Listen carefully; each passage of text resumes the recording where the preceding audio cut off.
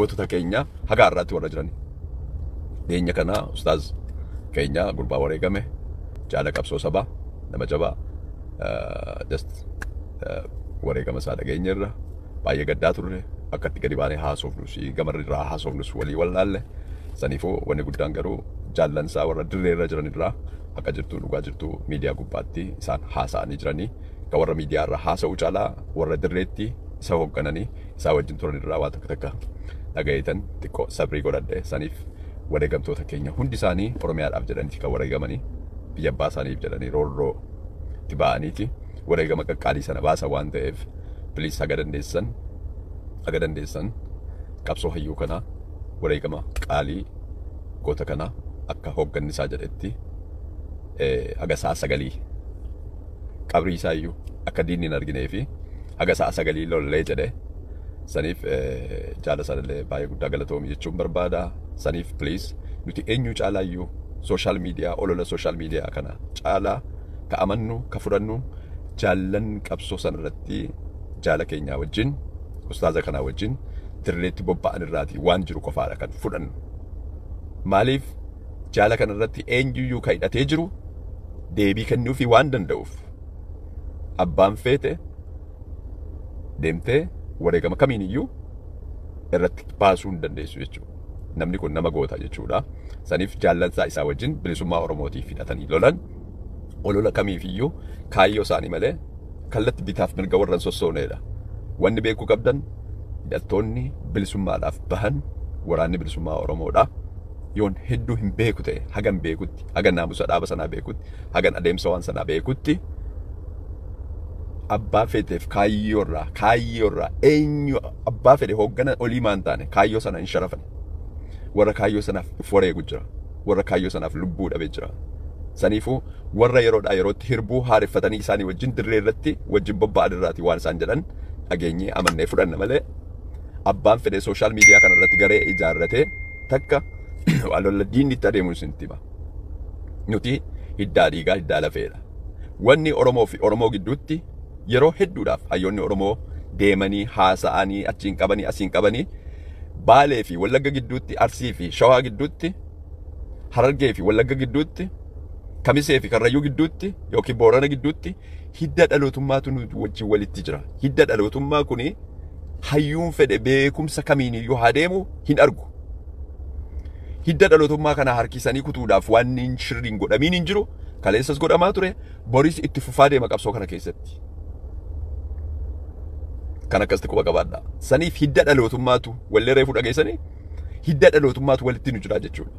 Saniif hidda dhalootummaa kana kutuudhaaf shirri hin dalagamne hin jiru, gaarri hin ba'amne hin jiru, lagni hin bu'amne hin jiru, argite dirreen irra hin kaatamne hin jiru jechuudha.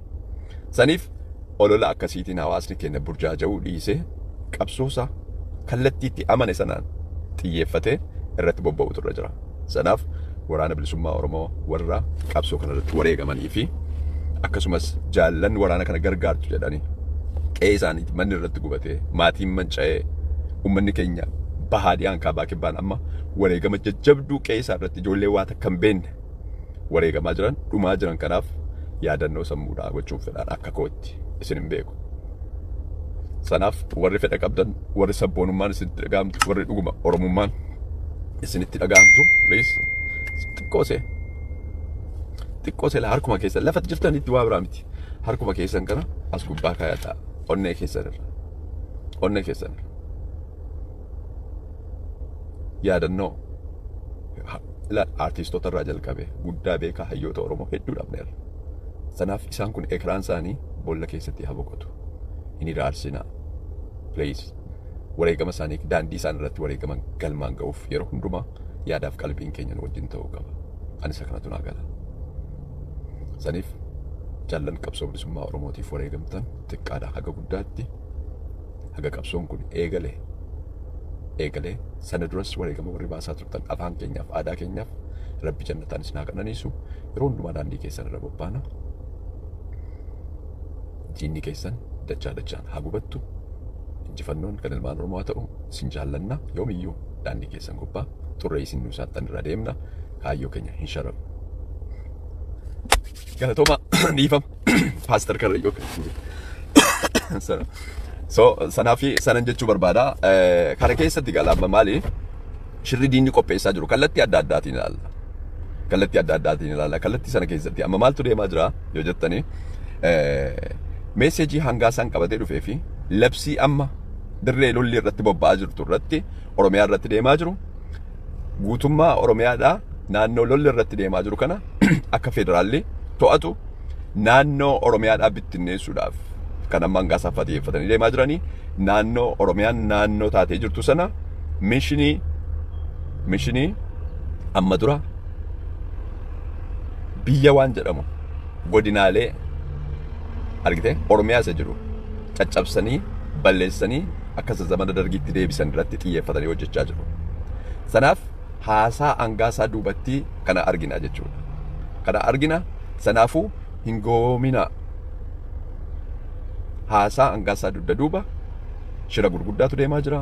Shimalleffaa haa ta'anii warra Oromiyaa irra jiran kana warra argitee shirri gurguddaan deeme fakkeenyaaf naannoo Gimbii irratti amma naannoo Dambidolloo irratti namoota nagaa fuudhanii argitee namoota nagaa shira diraamaa mootummaan hojjetu yeroo hundaa lakkoofsi isaanii nama 60 gullisootti 60 eegale dhufee 200 gale dhufee 300 gale dhufee 700 gala argitee yoo barbaade 200 gala jechuudha. Shirri akkasii deemaa jirtu maaliifi completely Oromiyaa waan jedhu sana maqaa sanas afaan sanas waan hundumaa bittinneessuudhaa fi shira deemaa jirudha jechuudha. Sanaaf haasaa hangaasaa dugda duubatti hangaasaan hamilee ittiin warra hooggantoota Oromiyaa kana maqaa yaamee haasa'uu danda'uyyuu hin qabu waan akkasitti.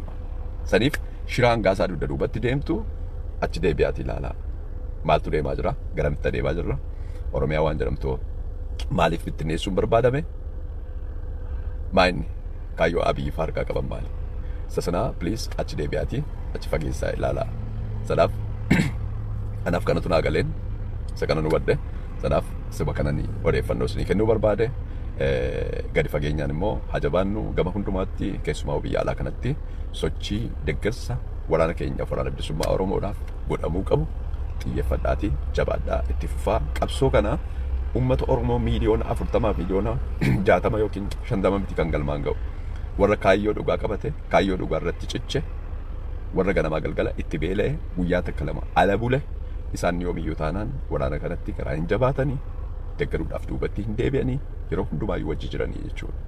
Daddaba deemuu yeellam achi daddabuu yeellam as daddabuu yeellam kallattiidhaan akkam qawwee qaqawweessee lola yoona argite saniifi waboo wajjin dhaabbannee qabsoo keenya galmaan ageenyuun gabanumaan dhaamsa kooti jabaadhaa bakka jirtanitti waan nurraa eegamu dirqama Oromummaadha. Waan Oromiyaan nurraa gaafattu waan Oromummaan nurraa gaafattu nutis ba'uu qabna. Sanaaf haa jabaannu qabsoo kanatti nuti itti adeema malee qabsoon gara keenyatti hin dhufu. Saniifuu jabaannee waan goonuu irratti xiyyeeffannee gochuu qabna jedhee yaada. Haa ta'u namtichi Arabni tokko as gubbaatti maqaa isaan beeku baana afaan Arabiidhaan beeku. Okay, siif kijiba ta'uu danda'a waan inni haasa'u obboleessi kiyya. Sanaaf baay'ee galatoomaan isiniin jechuu barbaada. Ulfaadhaa baay'een isin jaalladhaa. Muuziqaa maalittiin isinii deebisaa muuziqaa tokko san booda 2014 2016